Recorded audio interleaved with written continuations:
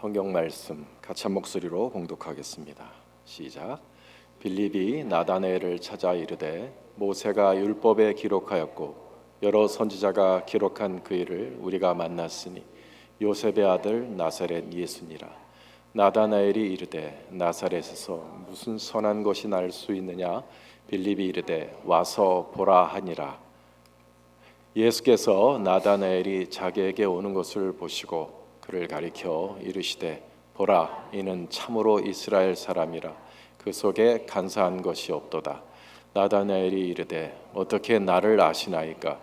예수께서 대답하여 이르시되 빌립이 너를 부르기 전에 내가 무화과 나무 아래에 있을 때에 보았노라. 나다나엘이 대답하되 랍비여, 당신은 하나님의 아들이시오 당신은 이스라엘의 임금이로소이다.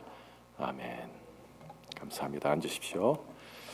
반갑습니다. 진웅이 목사라고 합니다. 목사님께서 우리 유기한 목사님이 출타하셔서 말씀을 부탁하셨어요. 목사님과 말씀을 나누면서 저희가 동갑이라는 것을 발견했습니다. 같은 68년생이고 목사님 5월 8일생이시고요. 제가 5월 2일생입니다. 6살 형입니다. 제가.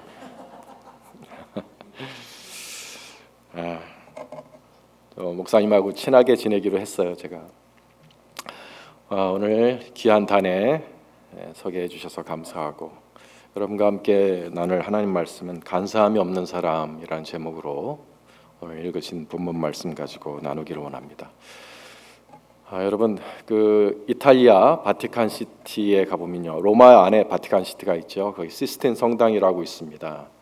이제 교황이 있는 성당이죠. 거기 가보면 이제 벽화가 있어요. 천정에도 벽화가 있고 정면에도 벽화가 있습니다. 천장에 있는 것은 그 유명한 천지창조고 그 성당 정면에는 바로 이러한 벽화가 있습니다. 저 위에는 이제 천장에 있는 천지창조고 정면에 보이시는 저 벽화는 최후의 심판이라고 하는 유명한 미켈란젤로가 그린 그림입니다.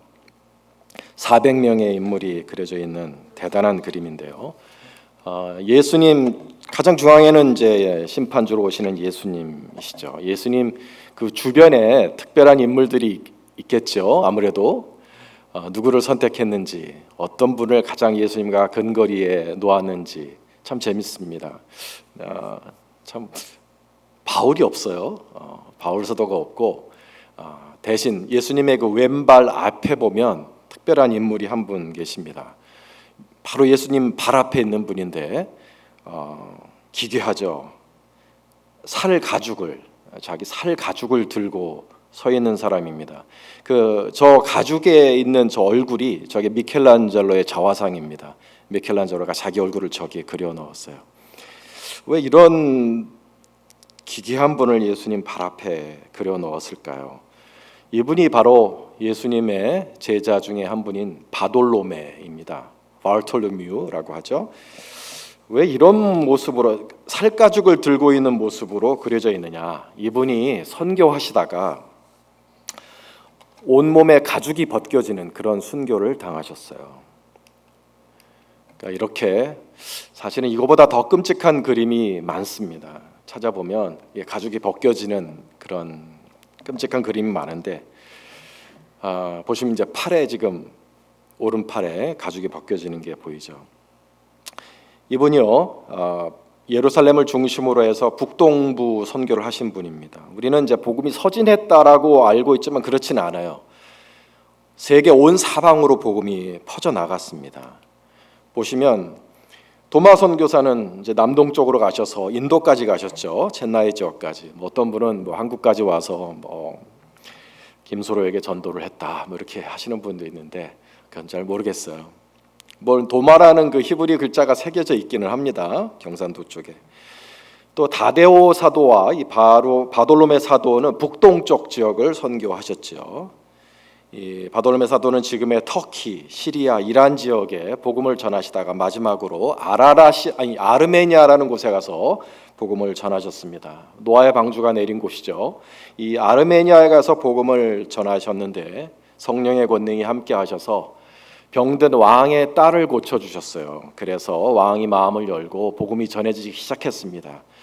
그런데 그 복음에 전해지는 것을 시기한 그 이교 사제들의 선동을 받아서 왕의 동생이 쿠데타를 일으키고 사도는 죽임을 당합니다. 오늘 그림에서 보이는 것처럼 나무에 묶어놓고 산채로 전신의 살가죽을 벗겨내 죽였습니다. 아마 12사도 중에 가장 참혹하고 고통스럽게 돌아가신 분이 아닌가 싶습니다. 그러나 그 모든 순간에, 돌아가시는 순간에도 감사하시고 주변 사람들에게 죽는 순간까지 전도를 하시며 돌아가셨습니다. 이분의 순교의 피에 힘입어서 아르메니아는 301년 역사상 최초로 기독교를 국교화하는 나라가 되었습니다. 로마가 기독교 공인을 한 것이 313년이고 국교화를 380년에 했으니 80년 먼저 국교화를 한 나라입니다. 여러분은 바돌로메라는 제자에 대해서 그렇게 많이 들어보지는 못하셨을 것 같아요. 왜냐하면 복음서에 많이 안 나오니까요. 주님의 제자 중에서 별로 유명하지 않은 분입니다. 그런데 미켈란젤로는 바로 이분을 다시 오실 예수님의 발 앞에 그려놓고 또 막 그분의 그 살가죽에 자기 자화상까지 그려놓은, 왜 이렇게 특별하게 대우를 했을까요? 이렇게 훌륭한 사도인 바돌로메가 어떻게 예수님을 만났고 어떻게 신앙을 가지게 되셨는지, 주님과 어떻게 제자의 삶을 살았는지 여러분은 잘 모르실 거예요. 왜냐하면 다른 제자들의 이야기는 복음서에 많이 나오는데 이분은 이름만 나오고 뭘 하셨는지, 어떤 신앙을 가지고 사셨는지가 잘 안 나와요. 그래서 이 최후의 심판 벽화와 복음서에 간극이 있어요. 그 이유는요, 복음서에는 바돌로메라는 이름으로만 나오는 게 아니고 바돌로메라는 이분이 다른 이름으로도 나오기 때문입니다. 이스라엘에는 어떤 문화가 있냐면요, 자기의 아버지의 이름으로 자기 정체성을 삼아서 지칭하고 또 그것을 알려주는 문화가 있어요. 영어로 보면 여러분 이제 자기 라스트 네임을 누구의 아들이라고 붙이는 문화가 있잖아요. 뭐 잭의 아들이면 잭슨, 뭐 존의 아들이면 존슨, 그렇죠? 해리의 아들이면 해리슨. 그것처럼 또 맥이라는 말도 앞에다 붙이면 누구의 아들이라는 뜻이에요. 맥 아들, 그렇죠? 아들의 아들. 그다음에 맥도널드 그러면 도널드의 아들. 맥카트니 그러면 카트니 아들. 이런 식으로 맥을 붙이면 누구의 아들이다 이렇게 되잖아요. 똑같아요, 여러분. 이 이스라엘에도 바를 붙이면 누구의 아들이라는 말이 됩니다. 여러분 잘 아시는 바나바, 그건 자기 이름이 아니에요. 바나바의 이름은 요셉이잖아요. 하지만 사람들에게 알려진 것은 자기의 본명이 아니라 나바의 아들, 위로의 아들이라는 이름으로 알려졌잖아요. 그렇죠? 뭐 바라바, 바야수. 그다음에 베드로도 본명이 원래 시몬이에요. 근데 바요나 시몬이라 그러지 않습니까? 요나의 아들 시몬이다. 그래서 그렇게 보면 이 바돌로메라는 것도요, 돌로메의 아들이라는 뜻입니다. 돌로메의 아들. 그러니까 자기 이름은 아니에요. 돌로메의 아들이라는 뜻이죠. 그러면 이 돌로메의 아들이신 바돌로메 사도의 본명은 무엇입니까? 오늘 우리가 본문에서 본 나다나엘이 바로 이 바돌로메 사도의 본명인 것입니다. 바돌로메 이 나다나엘은요, 빌립 사도와 아주 친한 친구 사이셨습니다. 어느 날 이 빌립이 친한 친구 바돌로메에게 예수님을 소개하고 전도합니다. 모세가 율법에 기록하였고 여러 선지자가 기록한 그 일을 우리가 만났으니 요셉의 아들 나사렛 예수니라. 그러나 나다나엘이 그렇게 탐탁치 않았어요. 나사렛에서 무슨 선한 것이 날 수 있느냐. 이게요, 이 말이 나다나엘이 바돌로메 사도가 어떤 신앙을 가진 사람인지를 보여주는 말입니다. 먼저 빌립이 나다나엘에게 어떻게 전도했느냐? 성경으로 전도했죠. 모세와 선지자가 말한 그 일을 우리가 만났다. 이거는요, 나다나엘이 평소에 성경을 읽고 사는 사람이었다는 뜻입니다. 모세와 선지서에 기록된 그 메시아를 기다리는 신앙으로 살았던 사람이었다는 거죠. 나사렛에서 무슨 선한 것이 날 수 있느냐? 성경을 정확하게 알고 있다는 뜻입니다. 나사렛에서 어떤 좋은 것이 나온다는 얘기는 없어요. 메시아는 베들레헴에서 나오는 것이죠. 그리고 영적인 분별력이 있는 사람이었습니다. 나사렛은 영적으로 건강한 도시가 절대 아니었어요. 이방인들을 상대로 장사하며 사는 세속적인 도시였죠. 나다나엘은 예수를 만나는 것이 이렇게 탐탁치는 않았는데, 내키지는 않았는데 빌립이 하도 강권하니까 와서 보라. 강권하니까 반신반의하며 예수를 만납니다. 주님이 나다나엘을 만나시자마자 이렇게 말씀하셨어요. 보라, 이는 참으로 이스라엘 사람이라 그 속에 간사한 것이 없도다. 마치 나다나엘의 내면을 아시는 것처럼 말씀하셨어요. 나다나엘이 반문합니다. 어떻게 나를 아시나이까? 우리가 초면인데 내가 어떤 사람인 줄 당신이 어떻게 아시는지요? 주님이 답하십니다. 빌립이 너를 부르기 전에 네가 무화과 나무 아래에 있을 때 보았느니라. 나다나엘이 이 말 듣고 무척 놀랍니다. 그리고 바로 엎드려지죠. 바로 엎드려져서 랍비여 당신은 하나님의 아들이시여 당신은 이스라엘의 임금이로소이다. 왜 그랬을까? 그 말이 내가 무화과 나무 아래에 있을 때 보았노라. 이 말이 뭐 그리 대단한 말이라고 이 말에 그냥 이 한마디에 바로 엎드러지거든요. 여러분, 무화과 나무가요 이렇게 생겼는데 신기한 나무입니다. 심은 지 7개월만 지나면 열매를 거둘 수가 있어요. 아주 달콤하고 맛있는 열매. 조지아 기후하고는 아주 잘 맞아서요. 전 내년 봄에 한그루 심으려고 그럽니다. 봄에 심으면 이제 가을에 무화과 나무를 먹을 수 있겠죠. 놀라운 게요, 이 무화과 나무가 자라면 무지무지 크게 자랍니다. 이렇게 커져요. 커지면 무척 커지고 위로 뻗는 나무가 아니라 옆으로 뻗는 나무예요. 그래서 가지가 축 처집니다. 저 밑둥이 안 보일 정도로 이렇게 축 처지는 거예요. 그래서 밑둥을 보면 이게 사람이 들어가서 햇볕을 피할 수 있는 곳이며 또 사람의 눈으로부터 피해 숨을 수 있는 그런 공간이 되는 거예요. 숨겨진 곳이고 시원한 곳입니다. 시원하고 고독한 곳. 그래서 여기는 어떤 곳이냐? 기도하기 좋은 곳입니다, 여러분. 기도하기 좋은 곳이에요. 그래서 사람들이 기도하는 곳이었어요. 어떤 사람들? 하나님의 샬롬을 바라보면서 하나님이 오셔서 주님이 오셔서 메시아가 오셔서 이스라엘을 회복하시고 하나님의 샬롬을 회복해 주시기를 기다리는 마음으로 기도하던 곳인 거예요. 성경에 무화과나무에 관한 예언이 많이 있어요. 상징성이 있는 곳이란 말입니다. 이 장소가 솔로몬이 사는 동안에 유다와 이스라엘이 단에서부터 브엘세바에 이르기까지 각기 포도나무 아래와 무화과나무 아래에서 평안히 살았더라 그랬죠. 샬롬이에요.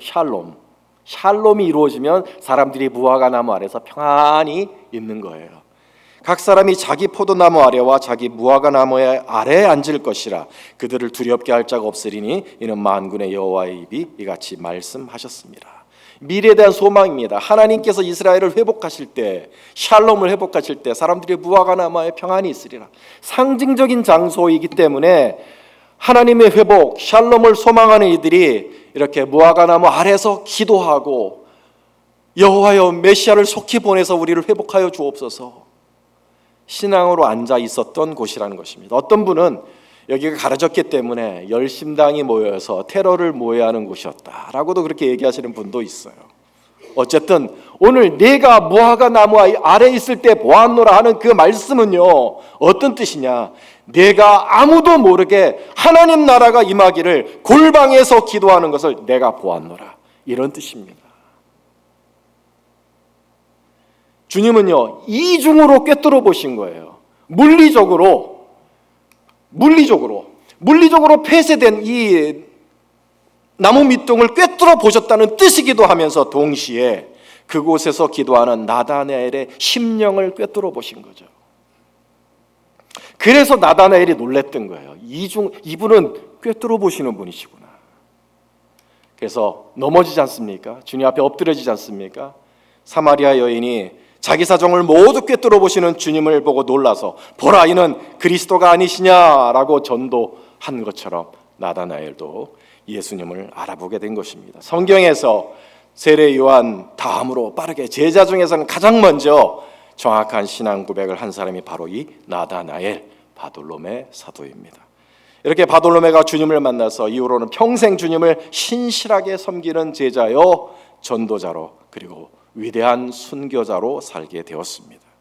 오늘 주님께서 바돌로메 즉 나다나엘을 칭찬하신 그 말씀 보라 이는 참으로 이스라엘 사람이라 그 속에 간사한 것이 없도다. 오늘 저는 여러분과 함께 이 한 구절에 집중해서 우리 주님이 좋아하시는 사람 그 속에 간사함이 없는 사람은 어떤 사람인가를 깊이 묵상해보고 우리 삶 속에 적용해 보려고 합니다. 그래서 우리도 주님으로부터 너는 간사한 것이 없는 참 이스라엘 사람이다 이 칭찬을 우리도 듣는 아름다운 일이 일어나기를 축원합니다. 간사함이란 무슨 뜻이냐? 간사함, 헬라어 언어로는 돌로스라고 합니다. 영어로는 디시트라고 하는데요. 돌로스, 문자적인 뜻은요, 속이는 미끼라는 뜻입니다. 미끼. 너는 간사함이 없는 사람이다. 미끼가 없는 사람이다. 문자적으로는 그래요. 미끼, 루어라고 하죠.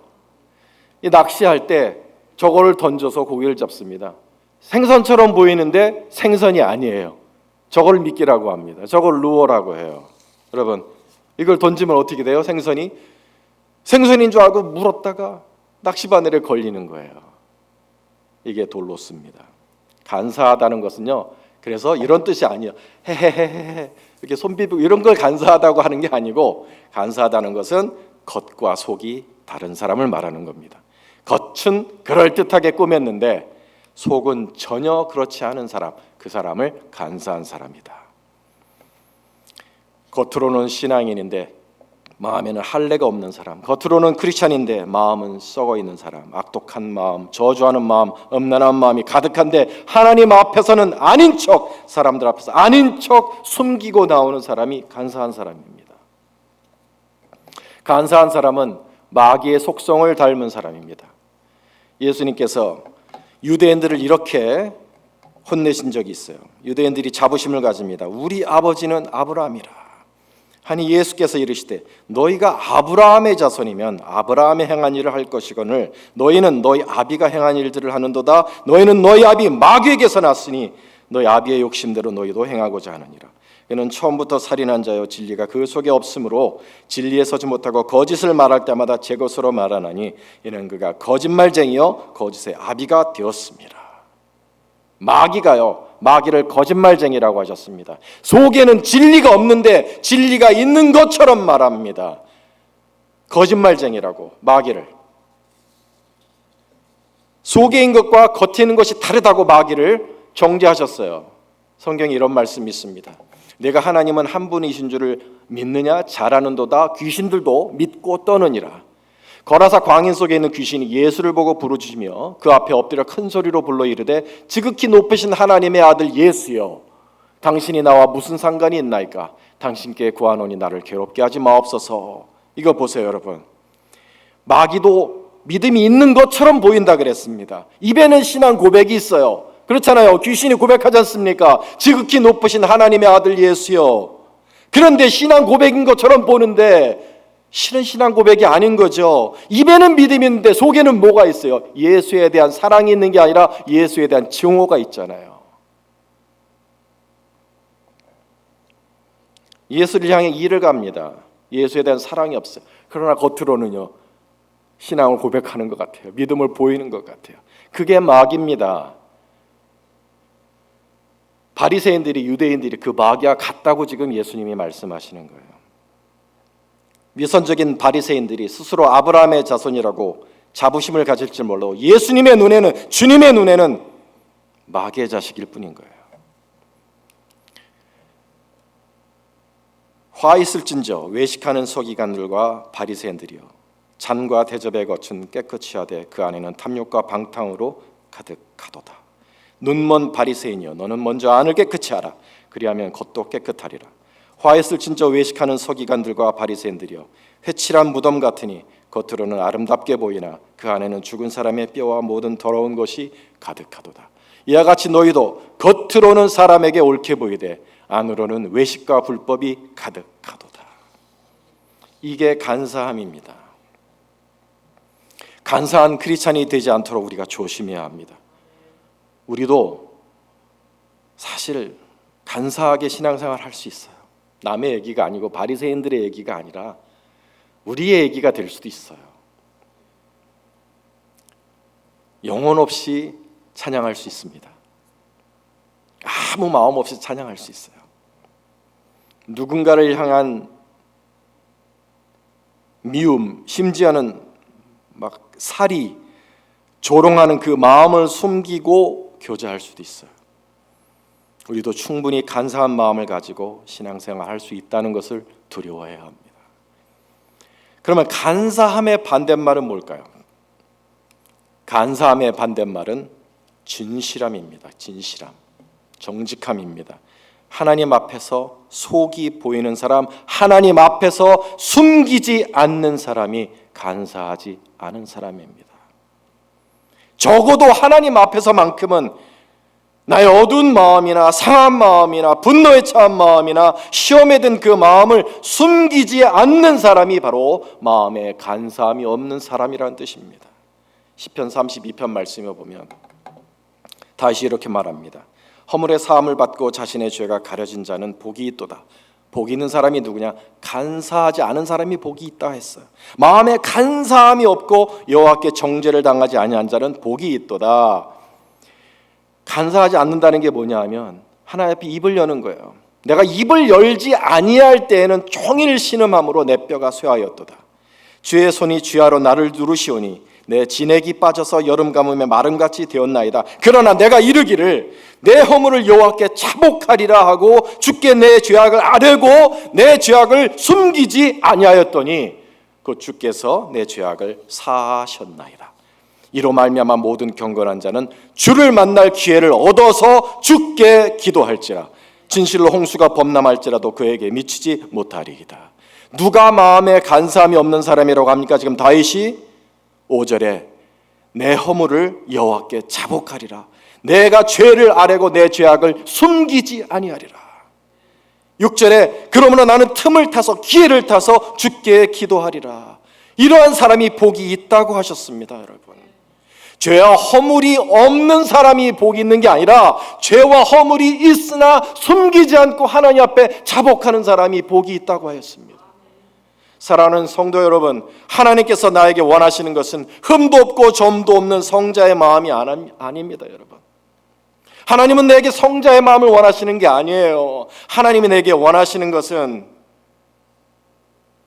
이 인생길에서 만나게 되는 수많은 그 어두운 욕정과 분노와 미움과 원망과 좌절 같은 어두운 감정들을, 어두운 마음들을, 내 마음을 이미 다 알고 계시는 주님 앞에, 이미 꿰뚫어 보고 계시는 주님 앞에 있는 모습 그대로 내어놓고 주여 나를 불쌍히 여겨 다스려 주시옵소서 나오는 것입니다. 주님이 원하신 것은 그거예요.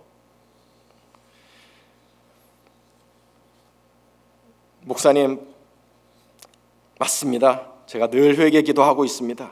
죄를 깨달을 때마다 용서해 주세요. 주님께 기도하고 있습니다. 네, 잘하셨습니다. 그러나 여러분, 회개 기도를 시키시는 주님의 의도를 아셔야 돼요. 주님이 원하시는 거는요, 용서를 구하는 게 아니에요.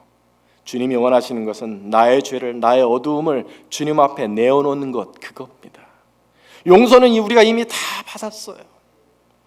십자가에서 나의 과거와 현재와 미래의 모든 죄가 일시에 한 번의 영원한 제사로 다 용서함을 받았습니다. 새로운 용서가 필요한 게 아니에요. 주님이 원하시는 건 용서가 아니라 나의 성화입니다.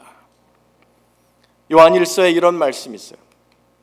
그가 빛 가운데 계신 것 같이 우리도 빛 가운데 행하면 우리가 서로 사귐이 있고 그 아들 예수의 피가 우리를 모든 죄에서 깨끗하게 하실 것이요, 만일 우리가 죄가 없다고 말하면 스스로 속이고 또 진리가 우리 속에 있지 아니할 것이요, 만일 우리가 우리 죄를 자백하면 그는 미쁘시고 의로우사 우리 죄를 사하시며 우리를 모든 불의에서 깨끗하게 하실 것이라. 분명 우리의 영혼에는요, 예수 믿는 우리의 영혼 속에 아직도 어둠이 있습니다. 왜냐? 우리는 죄인인 채로 구원을 받았기 때문입니다. 성자이기 때문에 구원을 받은 게 아니에요. 우리는 죄인인 채로 구원을 받았습니다. 그래서 아직도 우리의 영혼에는 어둠이 남아 있어요. 어쩌다 하나님의 크신 은혜로 예수님을 만나서 죄인인 채로 의롭다 여기심을 받고 구원을 받았지만 주 안에서 남은 인생은 우리에게 보이는 죄를 씻으며 살아가는 인생이 되어야 하는데 그것마저 주님이 도와주시겠다는 겁니다. 우리 영혼의 구원만 도와주시는 게 아니라 우리의 남은 인생 동안 씻겨지고 씻겨져서 아름다운 신부로 주님 앞에 서는 그것마저도 우리 주님이 도와주시겠다는 것입니다. 그저 자백만 하라는 것입니다. 죄가 없다고 스스로 속이고 거짓말하는 간사한 자가 되지 말고 죄를 자백하며 주님 앞에 그저 내어놓으라는 것입니다. 오늘 말씀이 뭐라 그럽니까? 자백하는 것을 빛 가운데 내어놓는 것이라고 표현하고 계세요. 자백하는 것은 주님의 빛 가운데 나를 내어놓는 것이다. 주님은 어려운 태양이시오 치료하는 광선을 바라시는 분입니다. 자백은 나의 어둠을 치료하시는 주님의 빛 가운데 나를 내어드리는 거예요. 그러면 주님께서 치료하시는 광선을 바라사 나를 고쳐주신다는 것입니다. 그러니까 아무리 주님이 치료하시는 전능하신 주님이시라 할지라도요, 여러분, 우리가 숨기면 어떻게 치료가 일어날 수 있겠어요? 세상의 불신자들도요, 이 원리를 알아요. 예수 안 믿는데도 이 원리를 압니다. 여러분 상담 받아보셨어요? 전문 카운슬러가 상담 받아보셨습니까? 30분 동안요 아무소리도 안 하고 들어주기만 합니다. 막 이 사람이 얘기하면 30분 동안 들어주고 네, 세션 is over, 끝났습니다, 가십시오. 그리고 250불 청구합니다. 그럼 나중에 야, 뭐 한 것도 없이 돈을 받냐? 얘기하면요 그렇게 말해요. 자기 내면을 털어놓는 것만으로도 치료가 됩니다. 카운슬러들이 하는 얘기예요. 오프닝 업이라는 책을 쓰신 분이 계세요. 제임스 페니베이커라는 분인데 책 제목이 뭐냐면 Healing Power of Expressing Emotions. 털어놓는 것만으로도 치료가 된다. 세상 사람도 이런 원리를 알아요. 근데 우리 크리스찬이 사실 주님이 성경에 벌써 말씀해 놓으셨거든요. 자백하면 치료하시는 빛 가운데로 우리가 나가는 것이다. 세상 사람도 이런 원리를 아는데 우리가 주님 앞에 더욱더 솔직하고 투명하게 나아가야 할 것입니다. 주님이 말씀하십니다. 내 사랑하는 신부야, 내 앞에 설 때 내가 흠없고 점없는 신부로 설 수 있도록 내가 해결해 줄게. 내가 씻어 줄게. 내가 해결해 줄게. 내가 고쳐 줄게. Let me handle it. 내가 할게. 너는 그저 너의 더럽고 추하고 냄새나는 너의 발을 그냥 나에게 내어 밀기만 하면 되는 거야.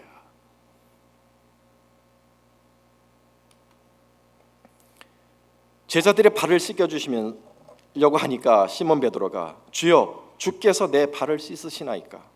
예수께서 대답하여 이르시되 내가 하는 것을 내가 지금은 알지 못하나 이후에는 알리라. 베드로가 이르되 내 발을 절대로 씻지 못하시리이다. 예수께서 대답하시되 내가 너를 씻어주지 아니하면, 네 발을 씻어주지 아니하면 네가 나와 상관이 없느니라. 나는 너를 모르는 자다. 더러운 발은요 우리 영혼에 냄새나고 더럽고 추한 부분입니다.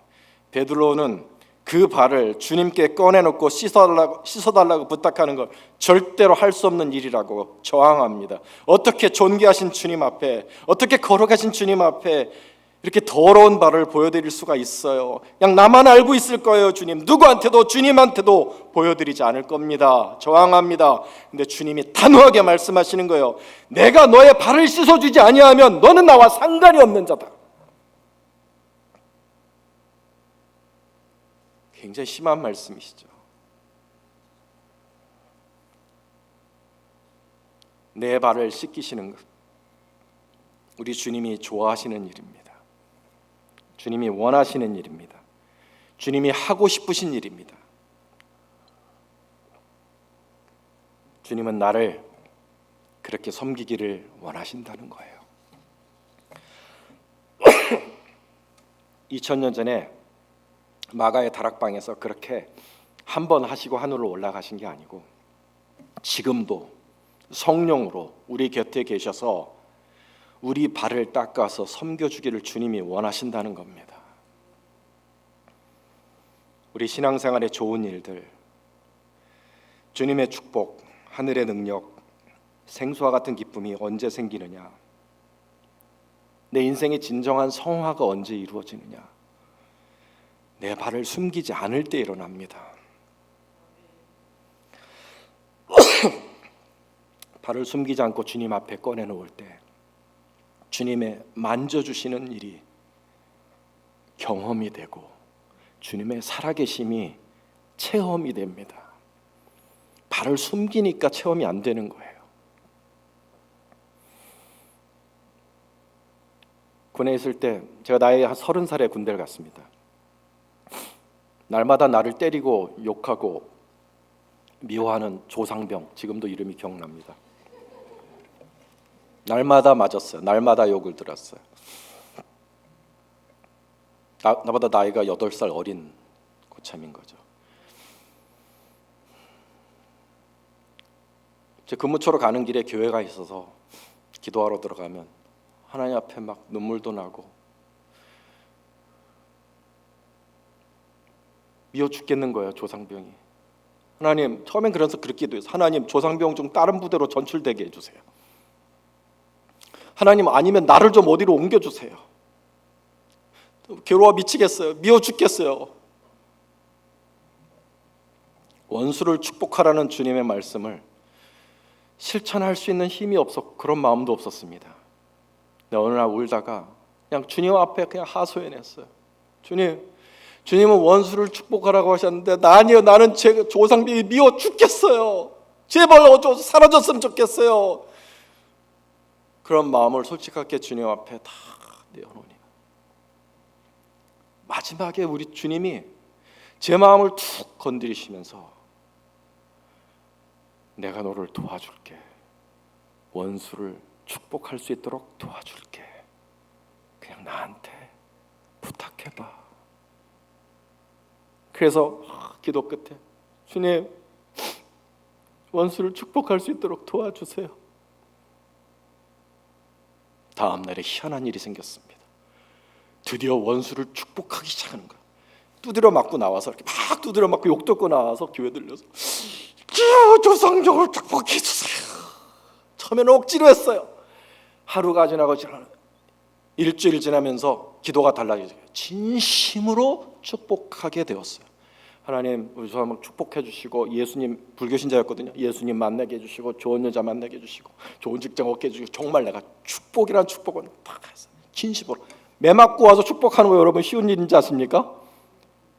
그런데 내 마음을 그렇게 주님 앞에 열어 보이니까 주님이 하시더라는 것입니다. 주님이 나를 도와주시더라는 것입니다. 원수를 축복하니까 그렇게 한 달을 축복했어요. 조상병이 다른 부대로 전출 가는 일 생기지 않았으면, 내가 다른 부대로 가는 일도 생기지 않았어요. 달라진 건 내 마음이 달라졌죠. 주님이 원하시는 마음이 된 거죠. 내 발을 주님 앞에 보여드리니까 주님이 일하시기 시작하시는데,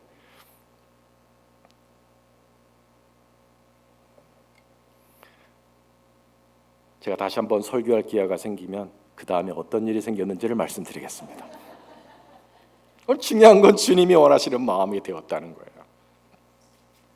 최근에 제가 어느 교회를 방문했는데 어느 목사님이 설교 중에 충격적인 얘기를 하시는 거예요. 본인이 포르노를 보는 습관을 이겨낸 이야기를 하시는데 놀랍더라고요. 근데 그 얘기의 요점은 그것이었습니다. 주님 앞에 솔직하게 나의 그 냄새나는 발, 누구에게도 보여줄 수 없고 하나님 앞에서도 인정하고 싶지 않은 그 냄새나는 발을 하나님 앞에 그냥 보여드린 거예요. 내어드린 거예요.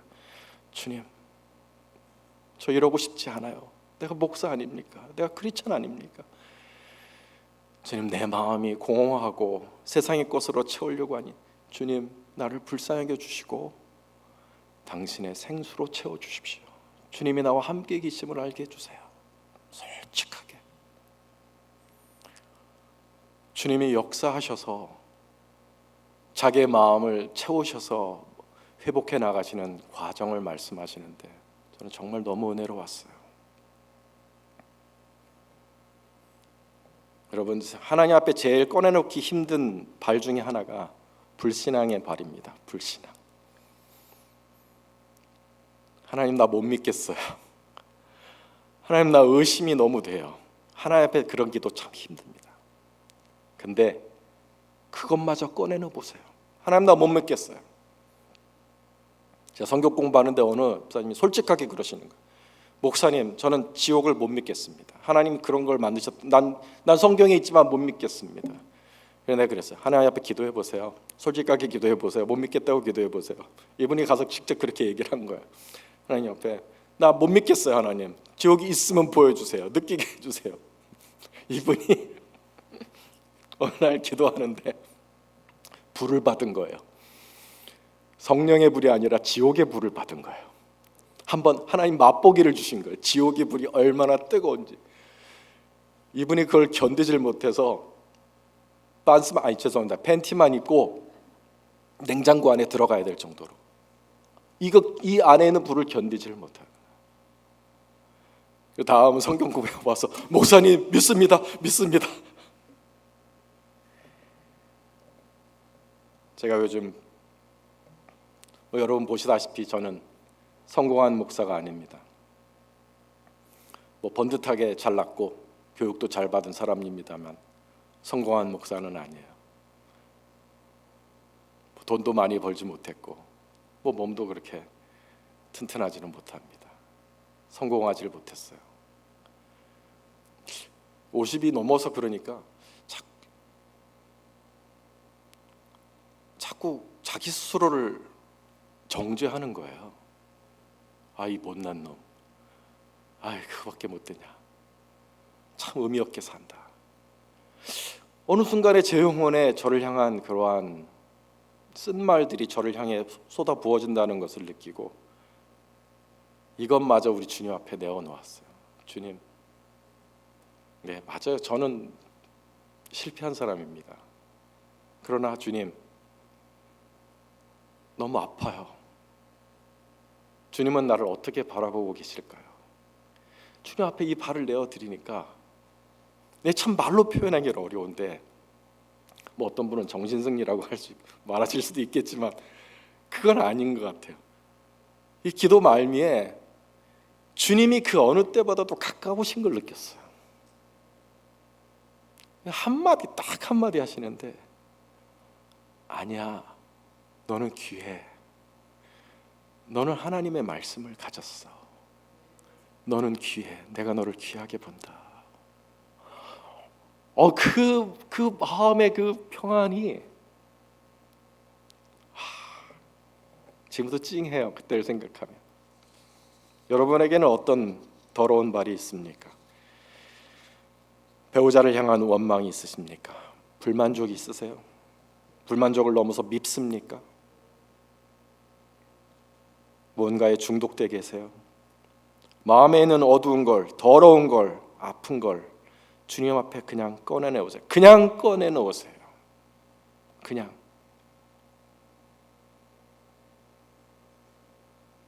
그러면 주님이 알아서 고치십니다.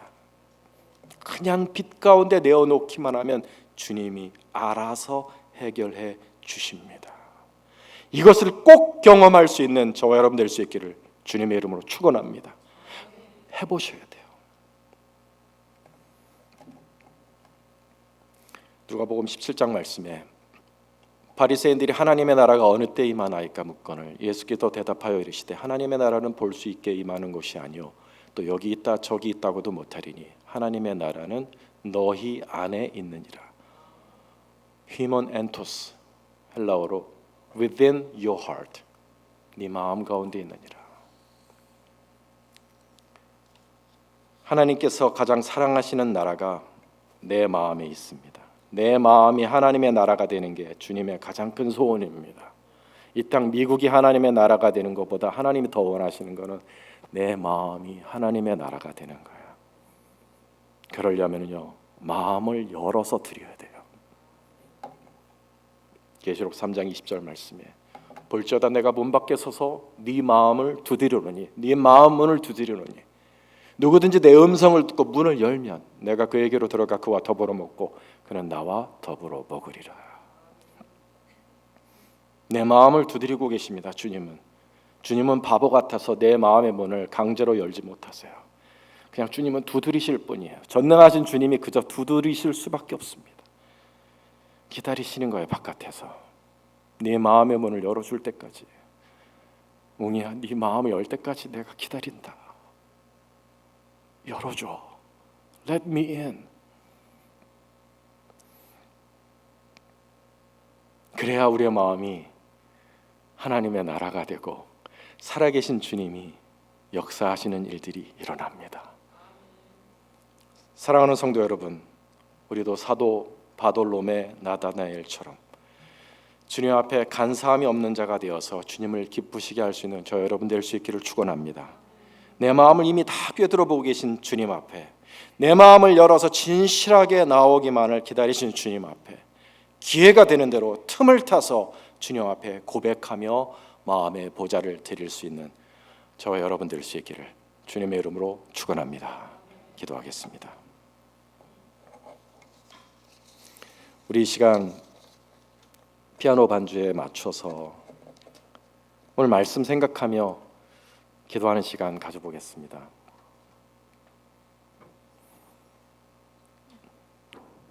주님이 오늘 분명 설교 말씀을 통해서 나의 마음을, 우리의 마음을 두드리셨습니다. 열어줘, 네 마음을 열어줘. 내 발을 나에게 보여줘. 내 발을 나에게 줘. 내가 씻어줄게. 나의 빛으로 고쳐줄게. 무엇이건 네가 생각하기에 불가능하다가 생각하는 그 어떤 것도 나는 할 수 있어. 너는 나의 어여쁜 신부야. 내가 너를 아름답게 단장할 거야. 내가 너를 도와줄 거야. 주님 말씀하십니다. 이 주님 앞에 우리의 마음을 열고 이 시간 조용히 고백하며 주님 앞에 한번 마음을 열어드리는 시간 갖길 원합니다. 기도합시다.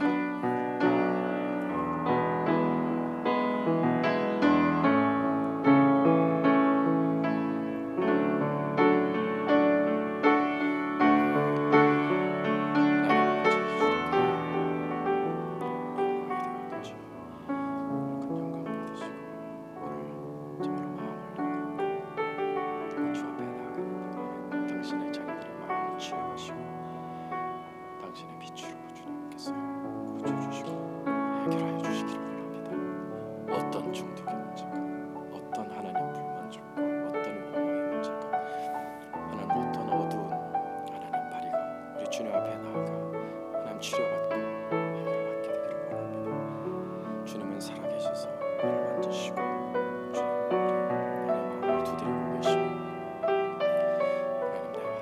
내 발을 씻기를 원하시오니 이 주님 앞에 나아가 하나님 만져주시는 우리 주님의 은혜에 이르게 하여 주옵소서.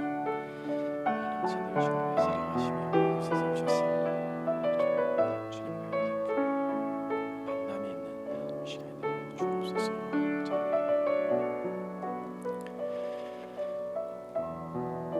살아계신 주님, 지금도 우리를 멀찍이 바라보시는 게 아니라 우리에게 찾아오셔서 우리의 마음을 두드리시며 우리 심령 속에 들어와 역사하기를 원하시고 우리의 더러운 발들을 씻겨주시고 건강하게 만들어주기를 원하신다는 것을 깨달았사오니 주여 당신 앞에 나아가기를 원합니다.